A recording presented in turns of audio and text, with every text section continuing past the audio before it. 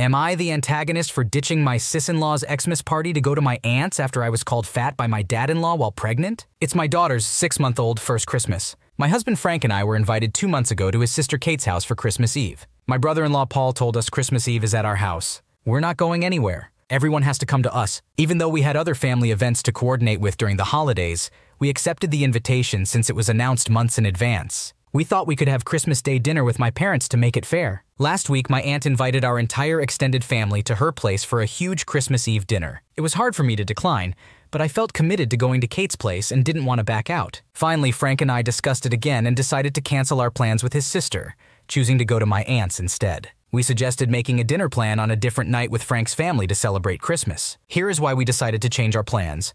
Frank's father, Tony, is abusive. Every time we see him, he verbally abuses Frank's mom and recently, me as well. During my pregnancy, at last year's Christmas dinner, Tony said to me, "I love fat people. Let me take a picture of you." Months later, when I was in my 3rd trimester, we visited for the first time since the Christmas insult. When Tony opened the door, he said to me, "Wow, you're so fat. What's wrong with you?" It wasn't in a joking way. The fact that I even considered seeing him again after those insults still shocks me today. Kate and Paul are also inviting Paul's parents, Pam and Rich, to the dinner. It feels like Frank and I were invited to someone else's extended family's dinner. On top of that, last summer as I neared the end of my pregnancy, we were leaving Kate and Paul's house when Paul told me to be careful on the stairs. Rich then said, "You know why he told you to be careful on the stairs? So you don't break them." With these experiences, I don't want to put myself in a situation where I have to spend time with these unpleasant people. Every time we leave Frank's family, we feel drained and upset. For the sake of our baby, I want to create happy memories with kind, safe, and non-abusive people. However, we love Kate and her kids,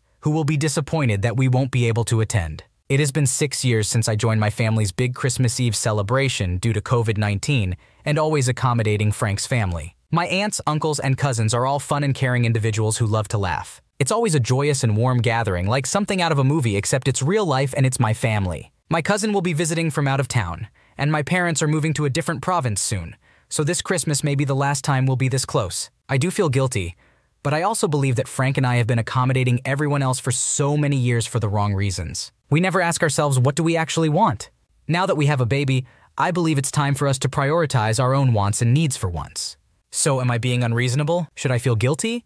Or should I let go of the guilt and feel good about our decision? You have valid reasons for wanting to change your plans and prioritize your own happiness and well-being. It's important to consider the impact of toxic and abusive family members on your mental and emotional health, especially now that you have a baby. It's understandable that you want to create positive and loving memories for your child, and that may mean not subjecting yourself or your family to abusive behavior. It's your right to choose where to spend your holidays and surround yourself with people who treat you with kindness and respect. Don't feel guilty for prioritizing your own happiness and the well-being of your family. Am I the antagonist for not telling my entitled sister that I got a job? I, 26-year-old female, am about to start my new job as a yoga instructor for a big gym. A couple of months ago, towards the end of my yoga teacher training, with only 1 month to go in a 9-month course, my sister, 38-year-old female, approached me while I was preparing for my mother's surprise birthday party. She asked me how the teacher training was going, and I enthusiastically told her about all the new things I'm learning and how much fun I'm having. Suddenly, she expressed her surprise that I didn't choose Pilates instead of yoga,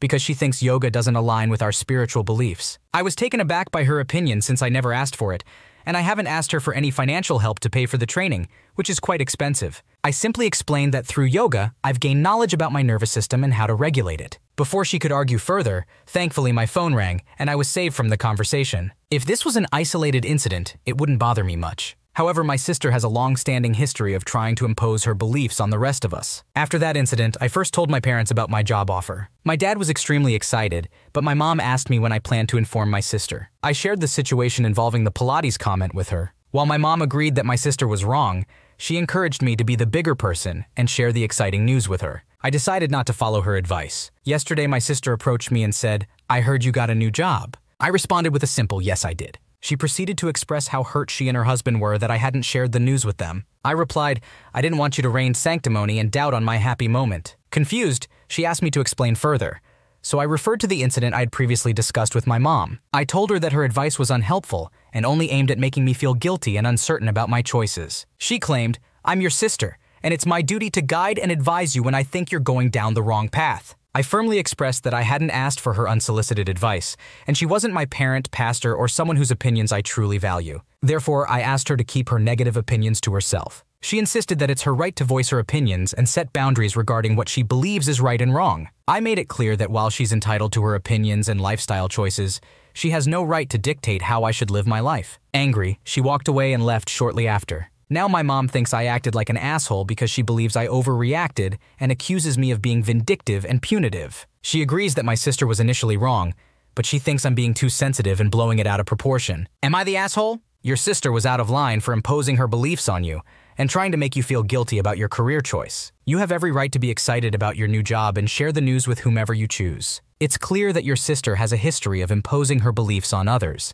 and it's reasonable for you to want to protect your happiness from her negative opinions. Your mom may think you're blowing it out of proportion, but it's important to set boundaries and prioritize your own well-being. Am I the antagonist for not wanting to have enough seating for everyone on Christmas Eve? My husband, 37-year-old male, and I, 37-year-old female, are hosting his family for Christmas Eve. There are 9 adults of average size, 5 children in school, and 1 2-year-old toddler. Our house has 3 levels. The ground floor consists of a front living room, a middle dining room and kitchen, which is very small, and a back family room. In the living room, we have a 3-seater sofa, 3 armchairs, an ottoman, and a bumper pool card table with 6 dining chairs. The dining room has a table with 8 chairs. In the family room, we have another 3-seater sofa, an armchair, a rocking chair, and 2 built-in cushioned benches that can each accommodate 2 people. Additionally, we have a couple of wooden folding chairs that we can use if needed. In my opinion, we have ample seating for the number of people coming to our house. However, my husband believes we need to purchase more armchairs to ensure sufficient lounge seating for everyone. He is an avid thrift shopper, and all our furniture is either from thrift stores or bought through Craigslist.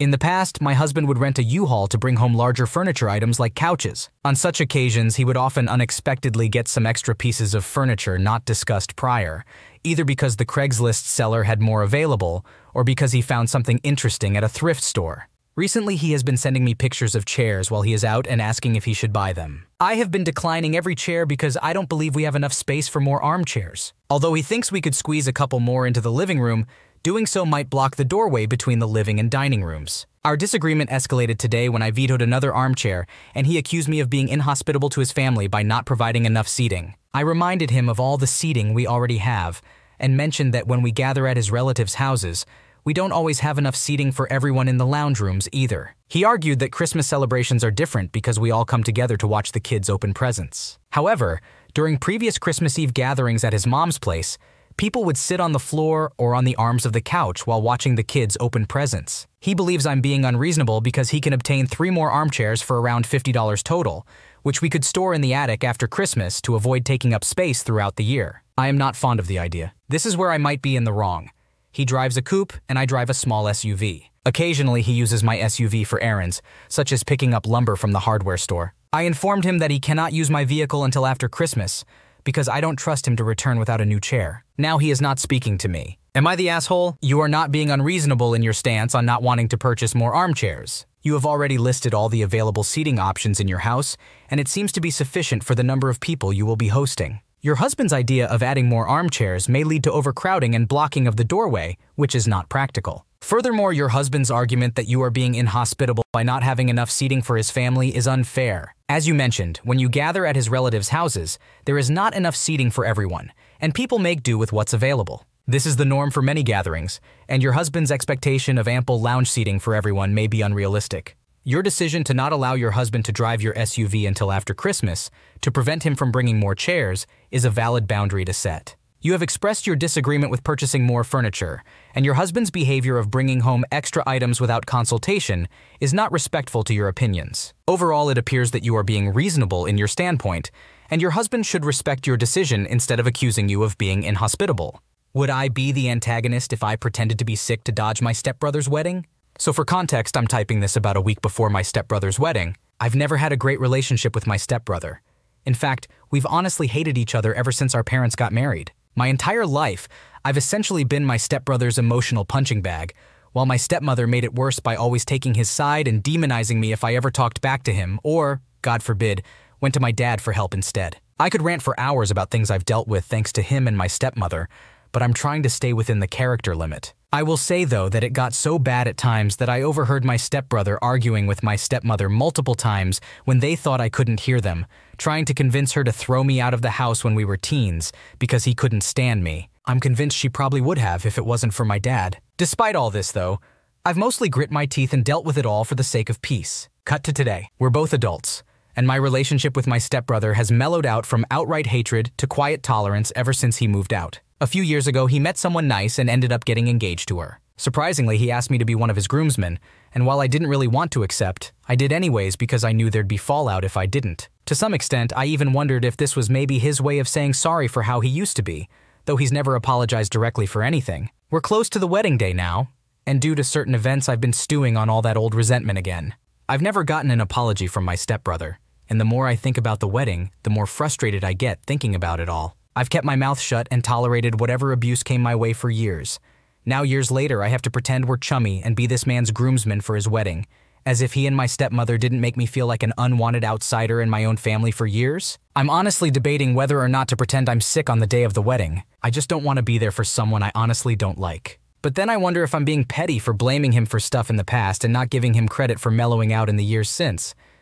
Apology or not. Plus, I feel like that would be punishing my sister-in-law too when she hasn't done anything. And lastly, I know my dad really wants me to be there to make family memories. It's a big event for him too, especially since he's the best man, and I'm honestly more worried about disappointing him than hurting my stepbrother or stepmother. So would I be the asshole if I pretended to be sick to dodge my stepbrother's wedding? It is understandable that you have built up resentment towards your stepbrother due to the mistreatment you have endured throughout your life. However, it seems that your relationship has somewhat improved, with the hatred transitioning to quiet tolerance. In this situation, it is important to consider the potential consequences of your actions. While you may not feel comfortable attending the wedding and pretending to be chummy with your stepbrother, your decision should account for the feelings and desires of other family members, like your father. If your absence would cause disappointment and hinder the creation of meaningful family memories for him, it is worth considering the impact it might have on your relationship. Additionally, your stepbrother's fiancée, now wife, seems to be entirely unrelated to the conflicts you've experienced.